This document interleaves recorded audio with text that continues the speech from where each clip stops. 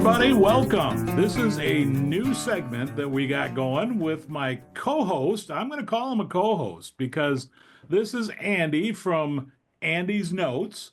And if you haven't checked him out on YouTube, you are missing out. And I'm really serious. He is a dealer, works for a dealer, Kearney Coin Center in Nebraska, correct? Am I saying that correct, Andy? Yeah, Kearney. Kearney. Sorry, I always want to put that extra because it's spelled, right? E. Yeah, I want to put the E. So Kearney Coin Center in there. But I've been able to chance to talk to Andy, and it's been fascinating. And we're calling this series Currency U because this guy is so smart. It scares me a little bit, and I'm not kidding, in a good way. But just some of the nuggets that I've been watching on his channel that he just brings out that it's like, oh, that's why that's like that. And he goes a lot deeper than that. So Andy, introduce yourself, give yourself the time of day. And by the way, I will admit, this is the second time we tried filming this because we did This a full film, and guess who we lost the did. video? Number two. It happens. Yeah. Anyways, so Andy's kind enough to waste his time and do this all over again. So this is kind of an introductory video to Andy and talk about his background and things like that. Andy, so I'm just going to say, take it away. Okay. I'm from central Nebraska. Grew up in a small community called Alda. There's about 600 people, right on the main line, Union Pacific. Was born in Grand Island, Nebraska, which is Hmm? part of what we call the Tri-City area, which is Grand Island, Hastings, and Kearney. Had no intention in ever getting into currency or becoming a currency dealer or working in a shop. It just kind of found me. Um, I mean, for the shop, we'll get it. I want to dig in and go, well, everybody wants to know, how did you get what was your gateway drug to currency? But before that, I mean, I was dumbfounded, not only fascinated, but dumbfounded when you described Kearney Coin Center. I'm like, I couldn't believe how big it was, and you're in central west Nebraska.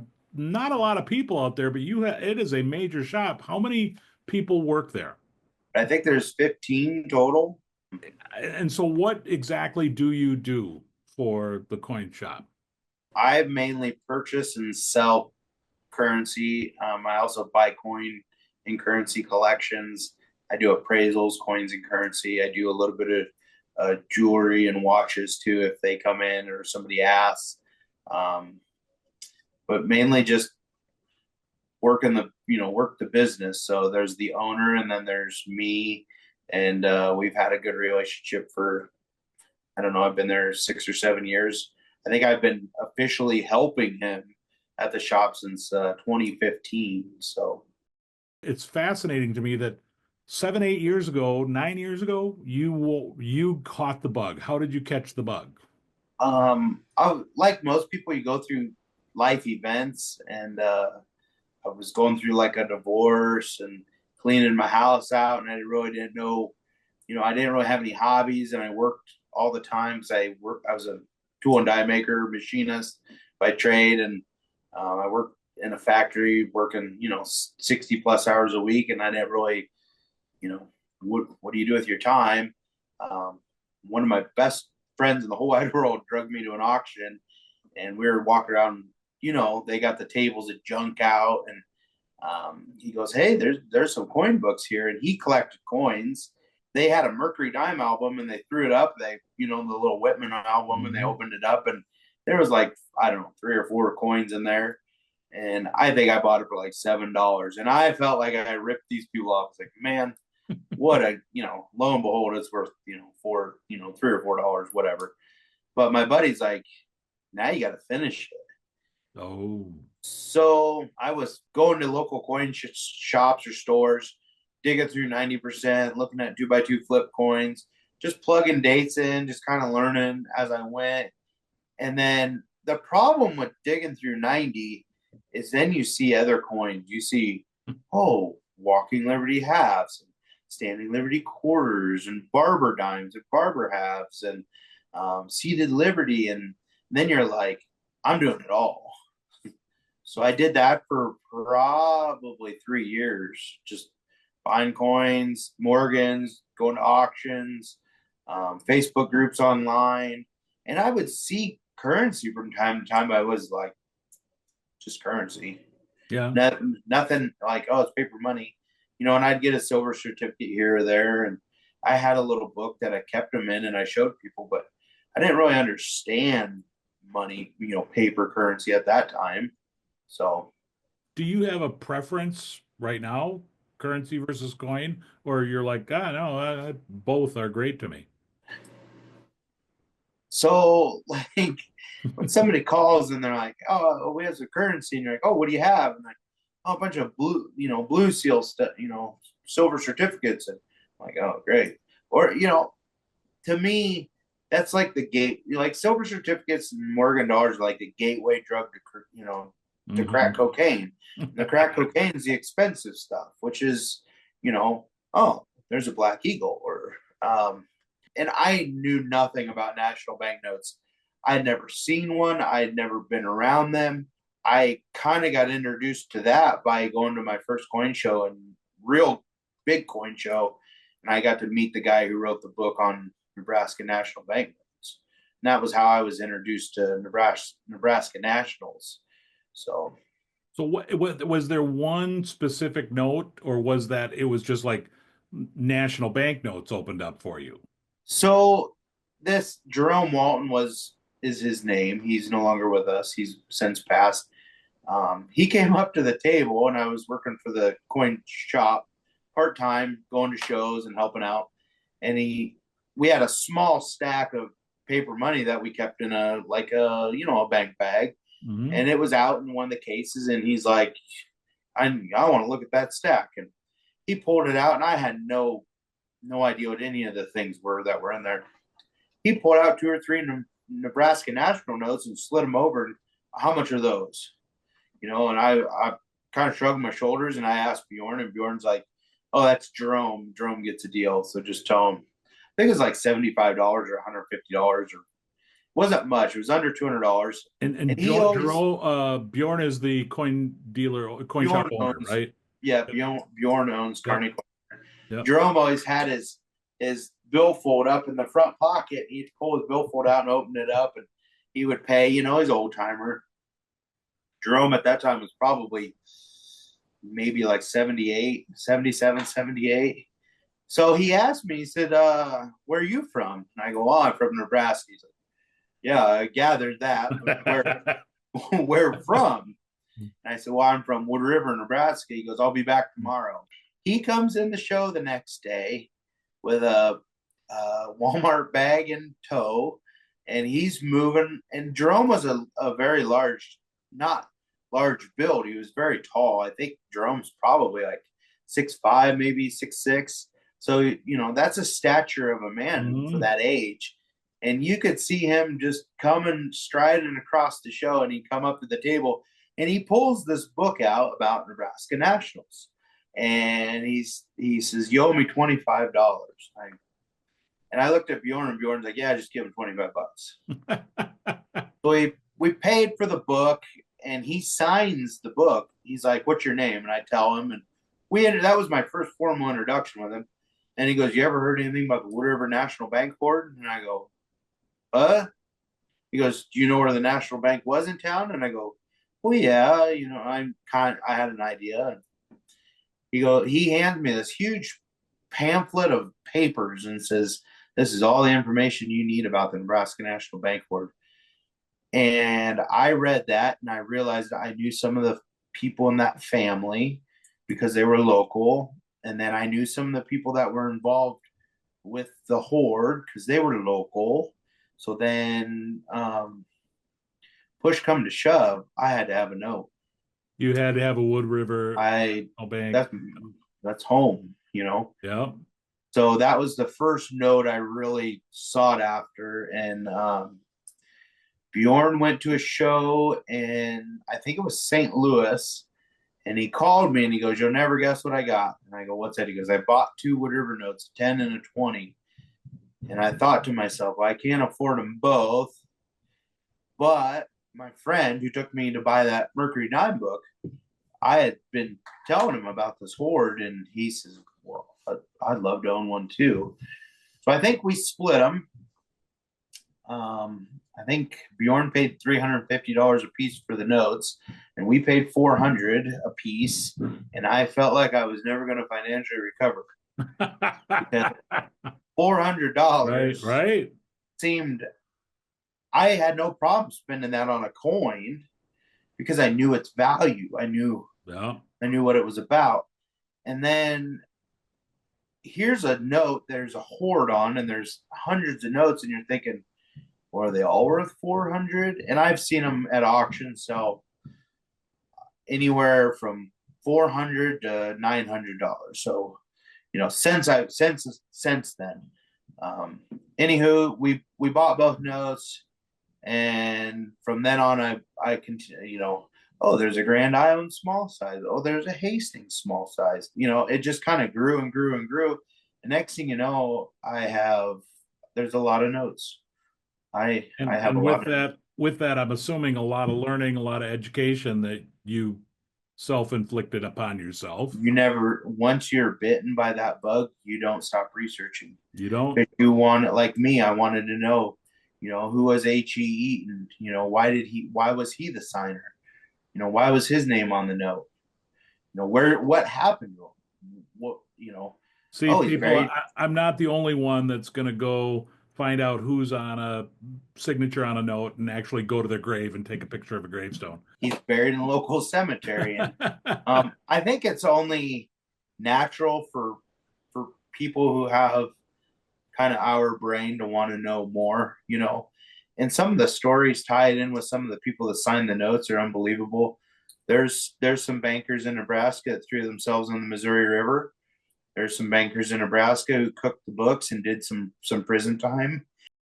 Tell Yeah. me, by the way, before I forget, because I'm old, what's going on in your background? That is just a train hauling. That is awesome.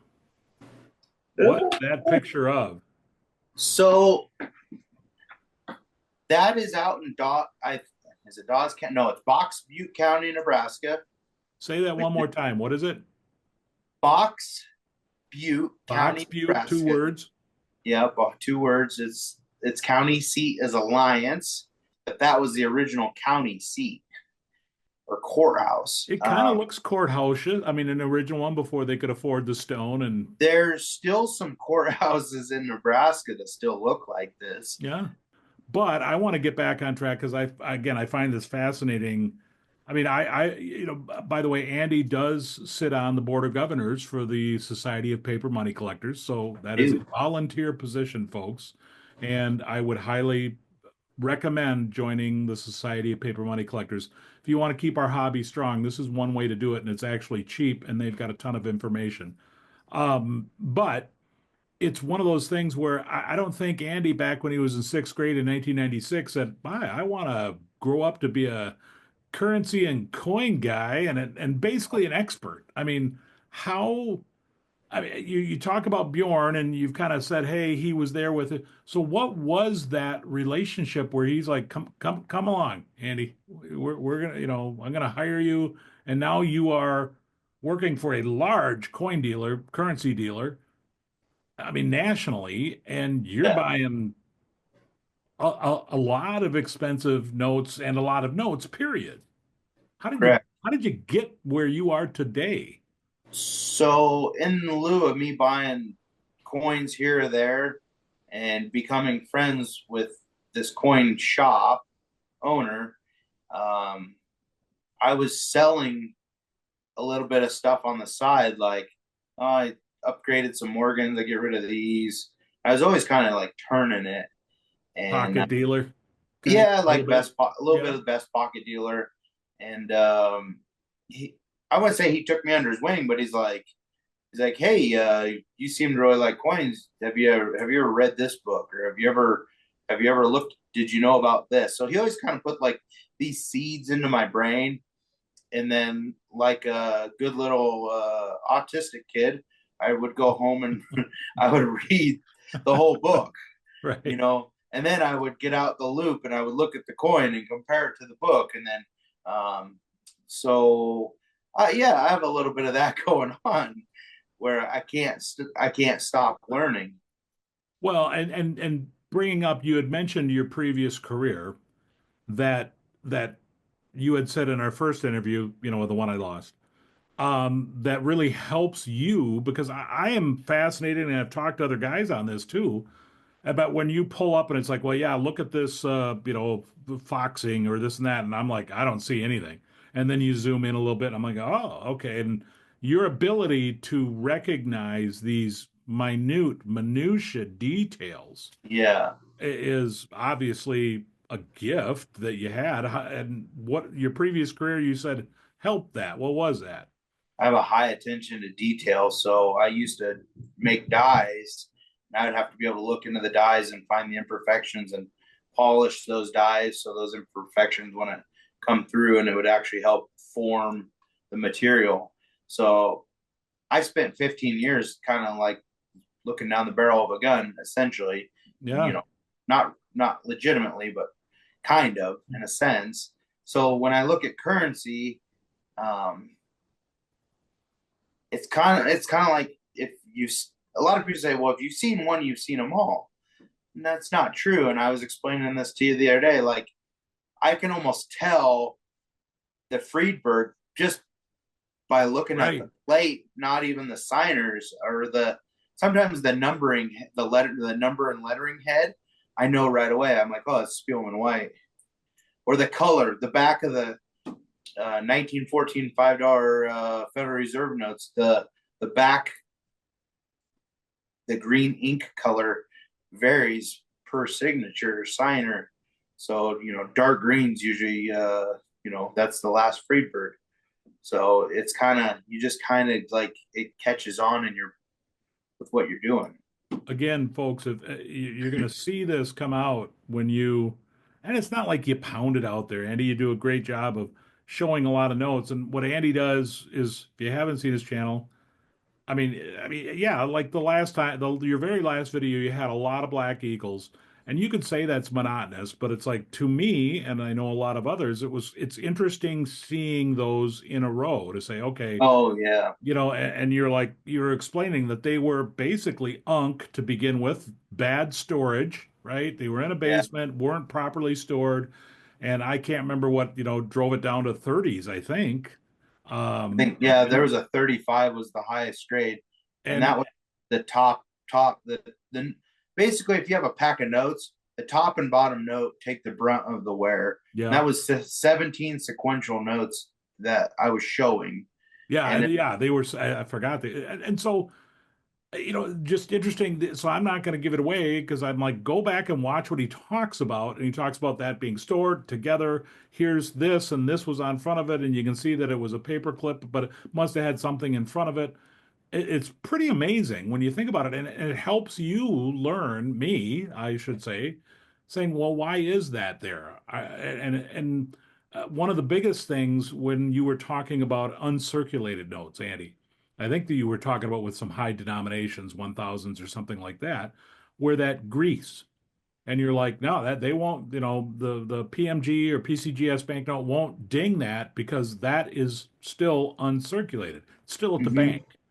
And to see that, I would say as a novice, I'm like, that's wear and tear. And you're like, nope, nope, that is not.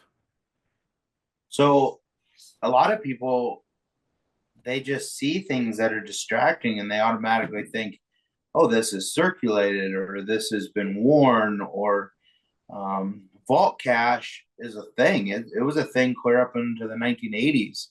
Um, the bank's not busy, they'd send the tellers into the vault to count the cash and level the books. Yeah. That's, that was part of it.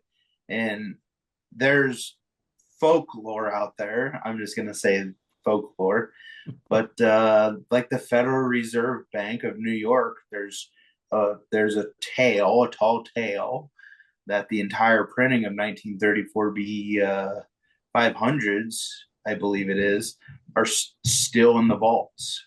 The notes never made it out for circulation. There is printing data for 34B in the books, but there's no notes known. But there's folklore in our industry And there is a gentleman that I very highly trust his information who said that they do exist and they are there. And the thing is, in our industry, without a little bit of folklore, a little bit of, you know, Right. you have to believe there's still amazing rarities out there. You have to believe that they're going to walk in the shop, or you're going to get to handle them, or you're going to get to see them. And I actually shared one with you tonight. He did, folks, and Prior to, you're about to see pictures. I'm amazed at your knowledge and your ability, and it's like your credibility and the ability to the note that I'm about to show and he's going to talk about. I have never heard of, yet it was issued by the Treasury Department, and it's super cool. So, Andy, tell me what you showed me, and I'm like, what is that? it's a $10,000 note from the Assistant Treasurer of the United States of St. Louis, Missouri. It's basically, to roll it all, it's very similar to a demand note of the time, and it was used to make payments. I believe there was a 30-day term limit on them, so it would make the note extremely rare. The Because majority, it would have to be returned back in to get, yeah, yeah. I believe, from my understanding, the majority of them, or all of them, were used for Civil War payments. And for one to exist, we read earlier that it's an R8 in the rarity scale. Heritage said 1 to 3 known. Um, I think there's probably like 5 or 6 total currently. With my own presumption, there's probably 8 total that would exist worldwide, with the nicest being a VF 25 details. They're all weathered. Some of them are trimmed, some of them are damaged. They all have some sort of issue. And my reasoning, or my reason behind that, would be that they're such a large note. They're much larger than a large size note, and they would have been carried in a booklet and or like a satchel, and that's Kind of treated like a bond, very essentially. similar to a Yeah, bond. yeah. Yeah. It's not in the U.S. paper currency. The Friedberg book doesn't have Oh, an FR number, but Hessler actually, and if you don't know what Hessler is, what was his name? Gene Hessler came up with the probably I don't know, I don't want to say the first, I don't know enough, but a different catalog numbering system that you'll see sometimes on yep. graded notes. You still see Hessler numbers come up, and I haven't been able to find it yet because I just found out I can't figure out. But that's the book by Gene Hessler and also Carlson something French, Chambly. I'm probably Nailed it. saying that wrong, but anyways, I mean So these are the types of books that you. Just a quick plug there. I mean, that pick them up. I mean, that you'll find very interesting information in it. so that specific note that we're discussing right now, turned up in a store. That owner didn't know Now, what it hold on, was. define a store for me. I mean, Somebody took it into a jewelry store. The owner of that store didn't know what it was, so he called a friend of mine, and that friend put me in contact and basically said, "I know a guy who knows a guy." and So you are preparing that note and to send it off to get certified. yeah, it definitely needs to be encapsulated. It's Yeah. not. Yeah. Holy crap, yes. It's very. It's not. I'm not going to say it's super fragile, but it has the same kind of paper as like an 1862 legal tender. So Okay. the paper's frail. If you don't handle notes daily, it's a kind of note you'd accidentally tear in half. Oof. It's but that's like tissue paper. So But anyways, each note served a purpose, yeah. and that purpose was driven by capitalism, essentially. So without these notes being able to travel, and understanding why they exist, like national banknotes, Federal Reserve banknotes, legal tenders, um, something you and I have talked about many times is what's achievable for a collector. And I always say, um, large size $1 type note. It's the funnest, cheapest collection, and you can get everything from really nice examples all the way down to low grade survivor examples, and still have a relatively cool collection that you can show people and talk about, and it blows people's mind. Like Yeah. my dad's what, 66? No, my dad's not that old. My dad's 64 years old. I showed him a national banknote. He goes, "What the hell is this? I've never seen this." Then I show him like a $500 bill. He's like, "Well, I've heard about these, but I've never held one." Right. You know, Getting back to your occupation and the amount of education that there is no school. You can't go down to, no. and that's why we're calling this Currency U, folks. And seriously, we're You staying at a higher level, introducing Andy a little in depth. I'm just waiting for him to unhook the plow from those bibs and just run. And no, actually, he's been pushing me, going, "Come on, Dan. you What can where are you going?" you can take some A&A classes during summer seminar, and ANA sidebar. I apologize for cutting in on Andy, but as a paper money collector, I have to go off on a deep rant. I can't see attending either Session 1 or Session 2 of the ANA's 2025 summer seminars. Out of a grand total of 42 classes, only three are about paper money. One, the wonderful world of paper money. Ooh, that sounds good. Two, introduction to paper money grading. And three, world banknotes 1950 to date. And if you want to attend all three of those great classes, you have to go to both sessions. The cost to attend each seminar is $860, and that doesn't include attending the evening mini seminars, which are $65 each. Now, each session is 5 nights and 6 days, so the cost doesn't sound so bad if you want to attend 39 coin classes. But wait, there isn't more except the cost, which that didn't include travel, food, or lodging. The ANA does offer an all-exclusive deal with campus lodging and food for a total of $2,850 for a private room.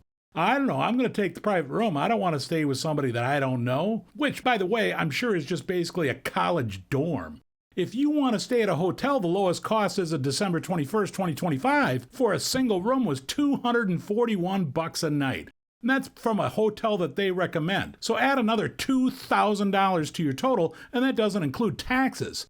And there's still food. What about airfare? Because I'm sure 70% of the country really wants to drive to Colorado.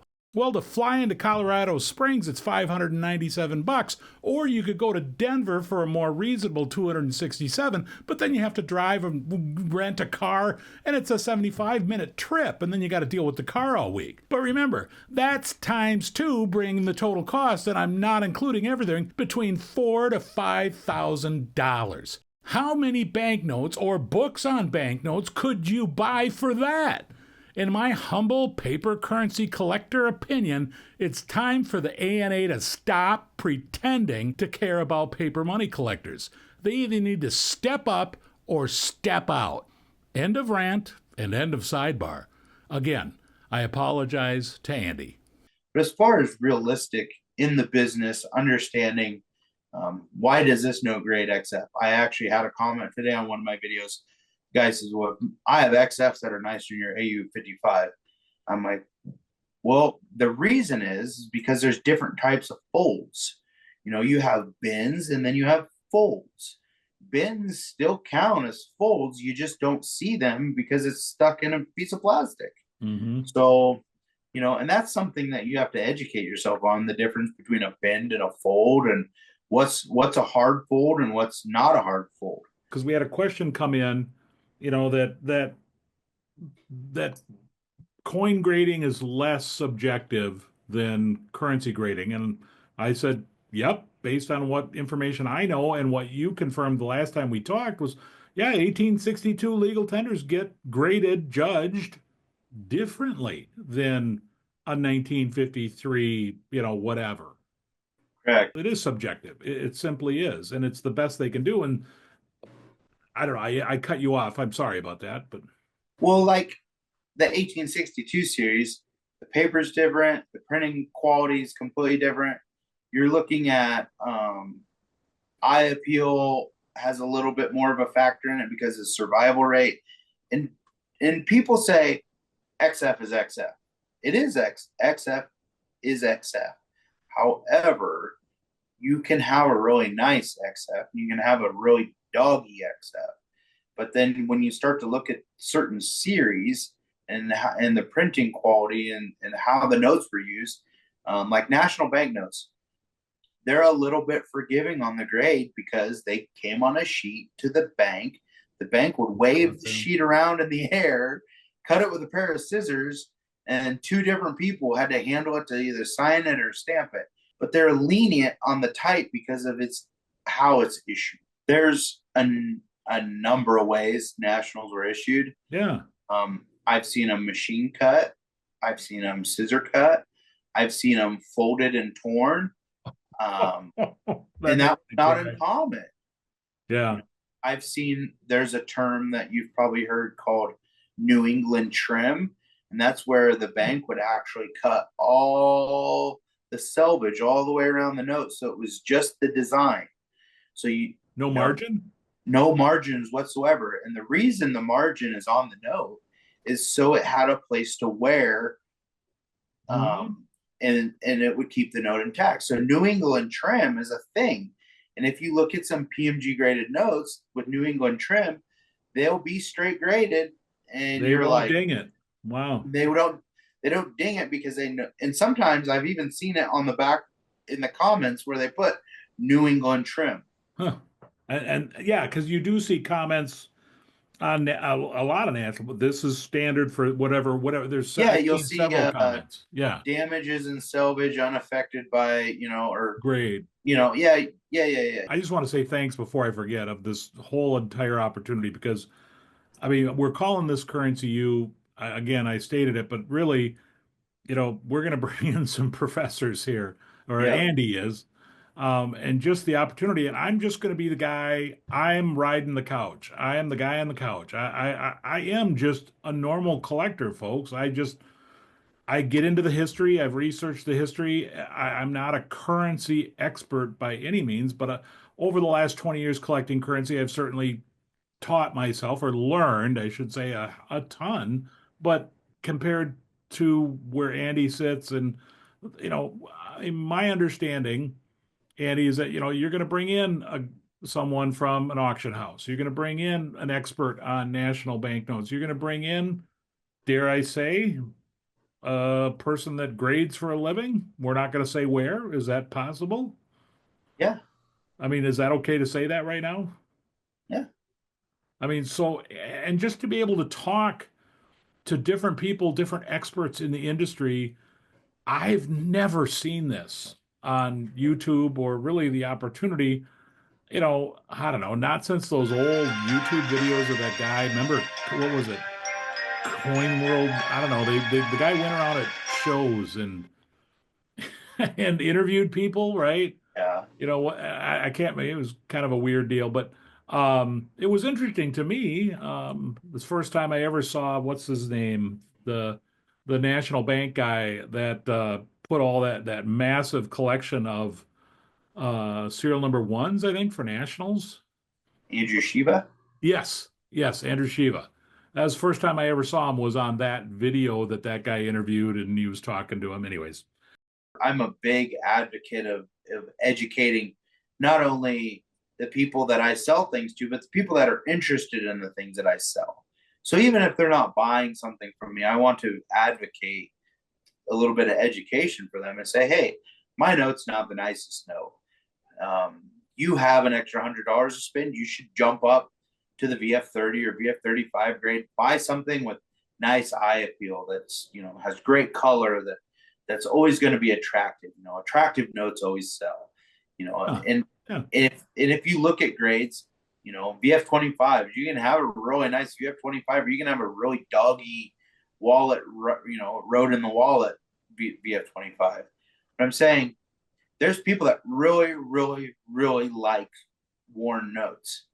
They love that they're workhorses, and I love that. I love, my favorite note today is 1929 $5 national banknotes. Imagine that was such a workhorse. That was, yeah. It was a powerhouse note, and a lot of the banks that issued them issued very small amount of them because it was a lot more money.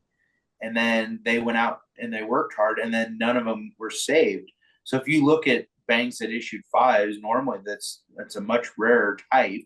And if you look at the average grade of all that are known for that bank, you're normally under VF. Most of them are VG fine.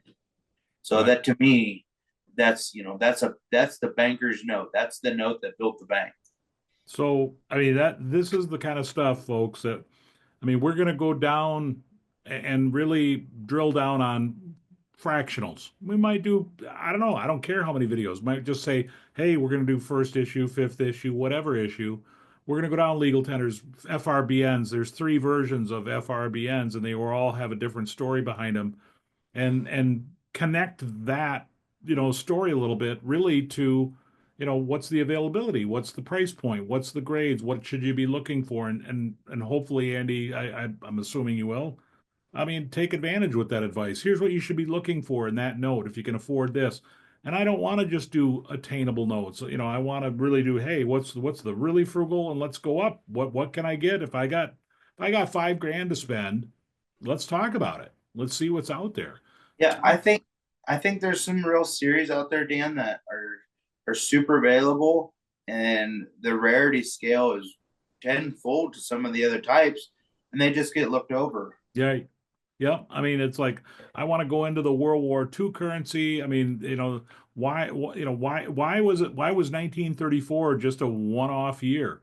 And we all want that big blue seal to remain on it. It didn't. How come? Why does 19? This is the type of information that Andy has, and these are still collectible notes.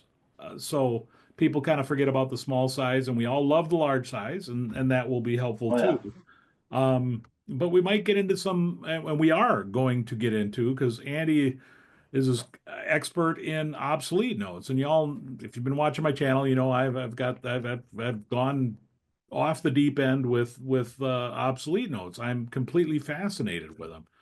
They're like nationals because they've got that local bank, that small town, that beautiful, beautiful design and vignettes and allegorical figures and weird stuff happening on them. Weird, cool. I mean, there's just an ocean of notes out there that you can select from. And I think Andy bringing it to the market because, Kelly's book, his obsolete bank book, I believe is now 8 years old.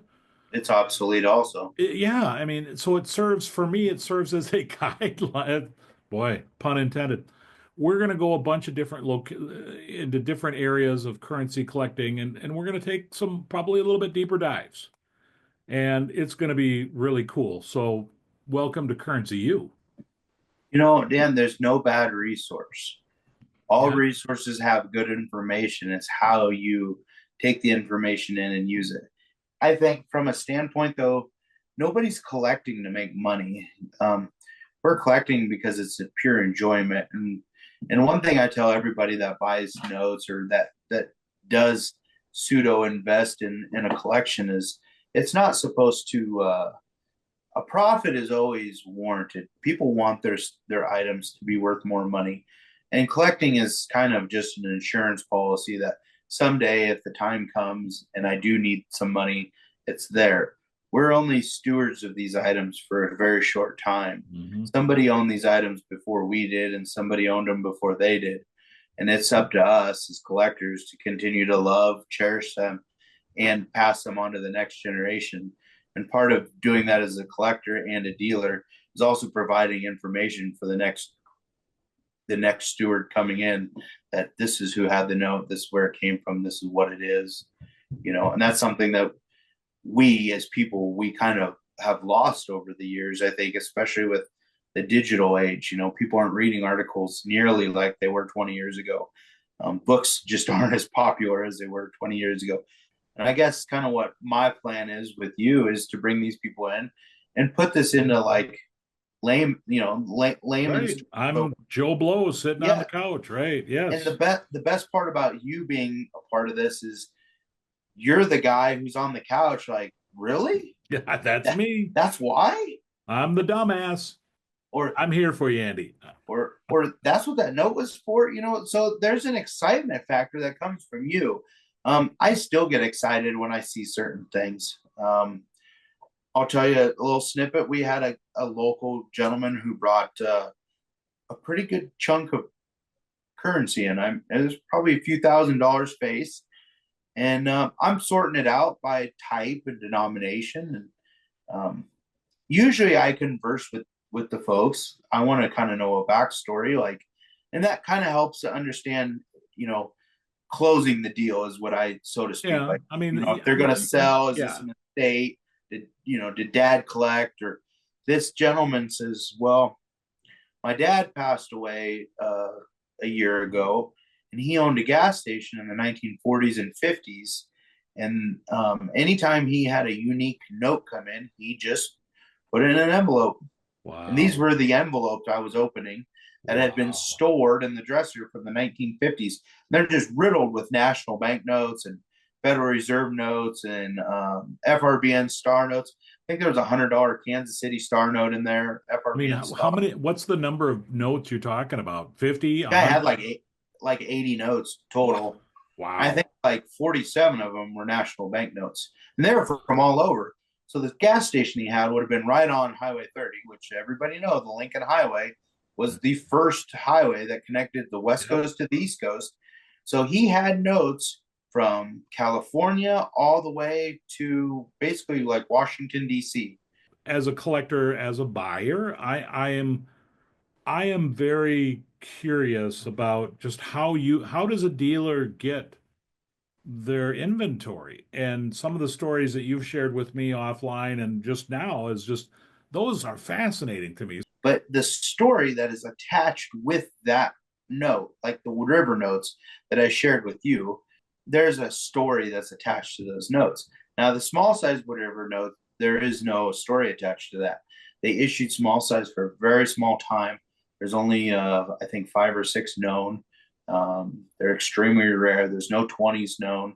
I think they only issued something like 18 sheets of 20s. So the chances are nil of one ever popping up. But Another thing, Andy's into scrip too, which is uh, another offshoot of numismatics that we will go down that rabbit hole. Scrip falls under obsolete, which falls under numismatics. It's just fascinating. A store could have issued a coupon book. By the way, I got just sidebar on this. I got my South Dakota obsolete, Andy. You know South Dakota, right? I mean, it's like uh, that. They're just not hanging around. oh, I just picked one of those up. That's raw. This really script note from South Dakota, Spearfish, South Dakota, cool name by the way, is really just a coupon, and so I can't find obsolete banknotes that I can afford. And yet that is so interesting. And I know Andy, you really get into the script on that aspect for collecting personally. I think one of the reasons I'm into that so much is the fact that Nebraska's poor dirt farmers, South Dakota's poor dirt Yeah, ranchers. yeah. In wagons west of Nebraska, it was even worse. So Wyoming, where the jackrabbits have their bags packed because there's nothing. So as you went further west, and you have to think about westward movement when you start thinking about money. So poor dirt farmers equate to the banks only have a limited amount of money that can move throughout the communities at the time. They weren't just bringing in, ATM machines and all these things. It's the basically 1890s into the early 1900s. So I there mean, was literally. no Yeah. there was literally no cash. I There mean, was and no and that's coin.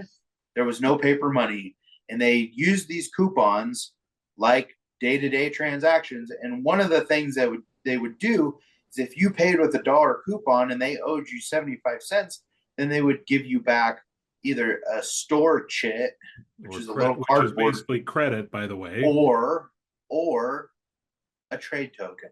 Oh yeah, right, right. And so they went hand in hand with trade tokens. So in the big grand scheme of things, trade tokens, chits, um, scrip notes and national banknotes and paper money kind of all go hand in hand with my local currency. By the way, FYI, chits are very, very small, generally speaking, very small, very cheaply printed Yeah, they're like value coupons. I mean, it would be identified. If you watched my American current or the currency of World War II, that's what they issued to prisoners of war. They called them chits. they use chits aboard ships for Yeah, that's right. yeah canteen Yeah. chits. They also in the old days they used to ration beer. You could get a beer chit for the mess hall. So if you were an officer, you could get a one beer chit and go to the officer hall and have your one beer when you were in the Navy. But boy, times have changed. So, Right. but these are all things that to me represent their money. Sometimes it surprises you, like Kearney, Nebraska. I've been able to put together some really good Panic in 1907 Depression script on Kearney, and it's nobody's ever seen it. I showed some folks, and they're like, "What? We've never. Where'd you get that at?" And just So again, an FYI, Panic in 1907, they called them panics, but they were depressions. And Panic in yeah, 1907 was arguably 80% as bad as the Great Depression. It was a massive, massive depression. All right, we got to wrap things up, Mr. yeah. Andy. I mean, this has been seriously, folks, this is just, we're going to ramble. This is what we do, and that's okay. Because it just, we're going to let things go a little, I don't want to say, yeah, I mean, it's just going to be more conversational, and that's what these whole series are about to me. It's just having conversations about money, and I certainly hope everybody enjoys it. And you're going to see some very, very, very cool stuff coming up. And that's going to be thanks to Andy. So thank you, You're sincerely. Thank welcome. you. Thanks for what you're doing for the industry. With your YouTube channel, with your, literally volunteering to be on the Society of Paper Money Collectors Board of Governor. That's outstanding. Greatly appreciated. And I do promise you, I'm coming. I'm coming. We're coming to Kearney. If you come to visit, we'll do some open boxes live. Oh man, how A, that is a lot of a lot of people think those are my personal notes. I do have personal notes mixed in, but that is 100% store inventory. Um, I've seen you open up, I don't know, maybe 500 Black Eagles. If you've got 500 Black Eagles in your collection, you have a problem, my friend. I bet I know somebody that's got over 5,000 of them. Man, but I mean, they collect them. Okay, I'm bless their heart. That's a little much, but hey, maybe you're putting a collection together where you want every grade from every signature versus every FR. I don't know.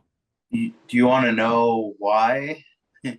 I their sadly I don't, but I have to know the answer. their dad had a thing where he would go to a coin show, and it was his prerogative to go in and buy every single Black Eagle on the floor. So he would walk through the entire coin, and he didn't care what it cost. He just bought them all, and he did this for years. Why? It's just he picked a series. He did it with 1923 $1 silver certificates also.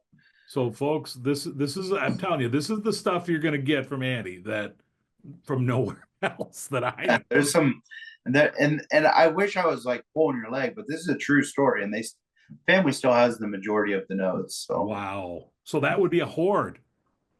they actually Come they on. actually did produce some notes in holders that say hoard on them actually. Oh, well. Anyways, Andy, I really appreciate your time. Thank you for tonight. We're hoping to pick up the schedule on these a little bit. I mean, it's all contingent on us being able to get together.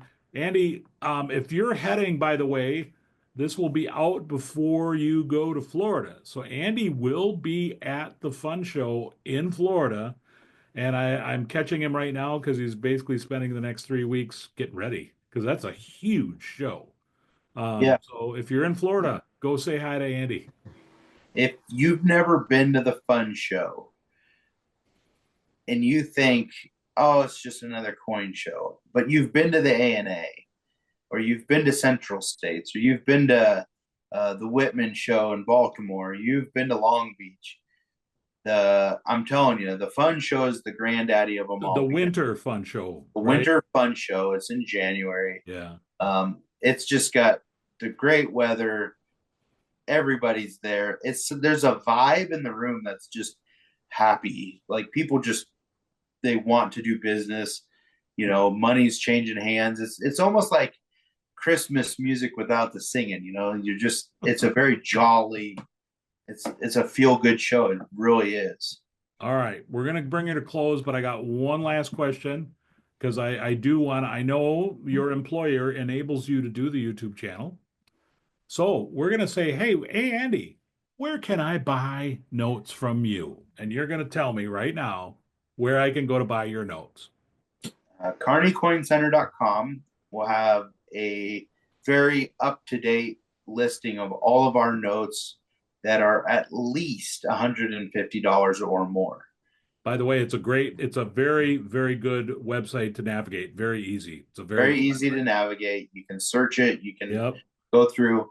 Also, if you're on eBay, we're Kearney CC on eBay.